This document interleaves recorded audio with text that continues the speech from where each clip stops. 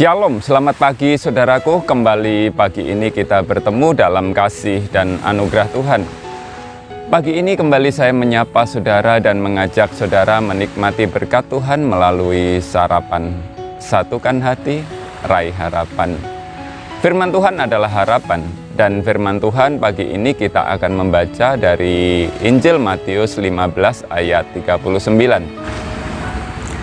Lalu Yesus menyuruh orang banyak itu pulang. Ia naik perahu dan bertolak ke daerah Magadan. Pagi ini saya ada di atas perahu. Dan ayat yang kita baca, Tuhan Yesus pun berkaitan dengan perahu. Ada banyak ayat-ayat dan kisah atau peristiwa di mana Tuhan Yesus menggunakan perahu. Dan ada perahu di dalam kisah tersebut. Contohnya pada saat Tuhan Yesus memilih murid-muridnya, dia melihat dua orang yang sedang membenahi jala di atas perahu. Tuhan memanggil mereka dan mereka ikut. Contoh yang lain lagi, satu kali Tuhan Yesus ada di tepi Danau Galilea. Orang-orang datang dan bergerombol mengerumuninya. Lalu Tuhan Yesus naik ke atas perahu. Ia menjadikan perahu itu sebagai panggung atau mimbarnya, sehingga dari sana, dari atas perahu, ia berbicara kepada banyak orang. Kita juga ingat peristiwa di mana Tuhan Yesus pernah tertidur di buritan sebuah perahu bersama murid-muridnya, dan tiba-tiba angin kencang berhembus, muncul badai di sana.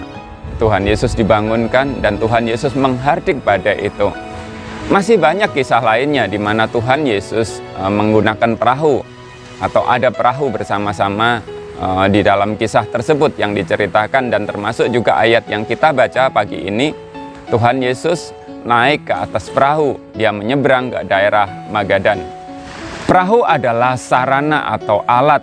Ya. Dengan perahu seseorang dapat melakukan aktivitas di atas air, entah itu di sungai atau juga di laut.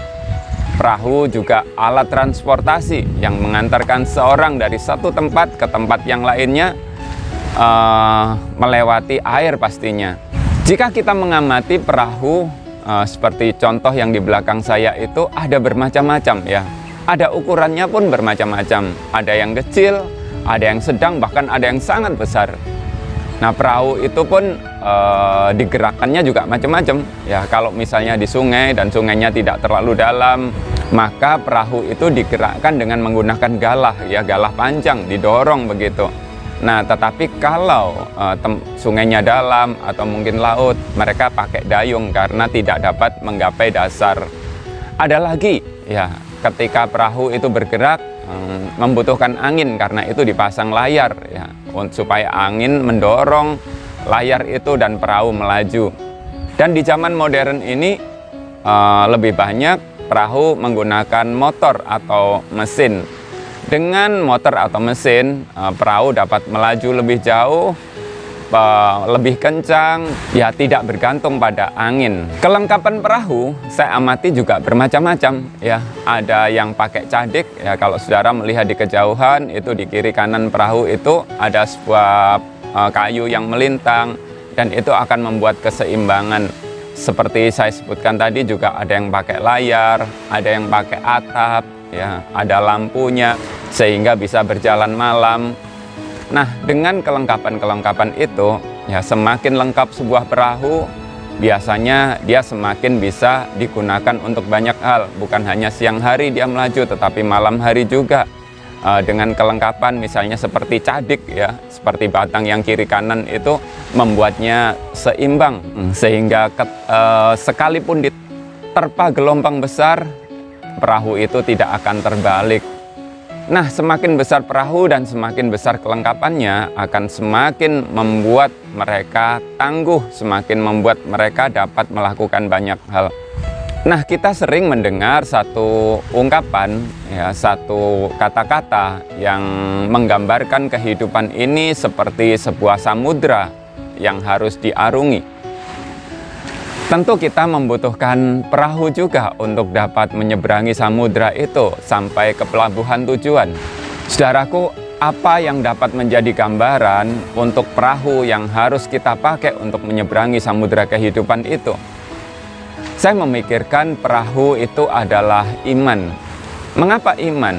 Saya teringat perkataan Rasul Petrus ketika dia berbicara soal iman. Iman itu tidak dapat berdiri sendirian, harus ditambahkan sesuatu, yaitu ditambahkan pengetahuan, ditambahkan kebajikan, ditambahkan ketekunan, ditambahkan segala sesuatu, sehingga iman itu betul-betul bermanfaat, betul-betul dapat berguna.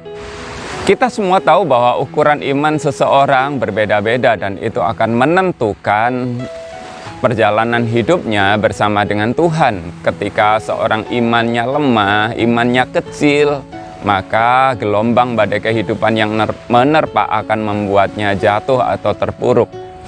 Sebaliknya, mereka yang memiliki iman besar, mereka akan sanggup sekalipun menghadapi badai gelombang kehidupan yang menerpa mereka begitu kencangnya, dan mereka beroleh kemenangan.